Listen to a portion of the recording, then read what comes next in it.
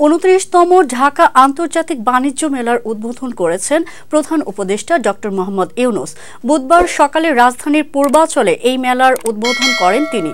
এ সময় তিনি তরুণ উদ্যোক্তাদের বিনিয়োগ করার আহ্বান জানান। প্রতি বছরের মতো এবারও বাণিজ্য মন্ত্রণালয় ও রপ্তানি উন্নয়ন ব্যুরো যৌথভাবে এ মেলার আয়োজন করছে।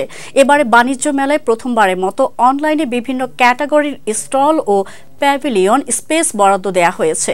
প্রথমবারের মতোই টিকিটিংয়ের ব্যবস্থা করা হয়েছে।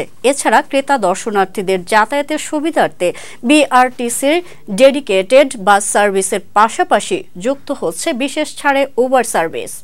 মেলায় বৈষম্য বিরোধী ছাত্র আন্দোলন ছাত্র জনতার আত্মত্যাগের সম্মানার্থে তৈরি করা হয়েছে জুলাই চত্বর ও ৩৬ চত্বর। এছাড়া দেশের তরুণ সমাজকে রপ্তানি বাণিজ্যে উদ্বুদ্ধ করতে তৈরি করা হয়েছে ইয়ুথ প্যাভিলিয়ন। মাসব্যাপী এ বাণিজ্য মেলা প্রতিদিন সকাল ১০টা থেকে রাত ৯টা পর্যন্ত চলবে। তবে সাপ্তাহিক ছুটির দিন সকাল ১০টা থেকে রাত ১০টা পর্যন্ত মেলা চলবে।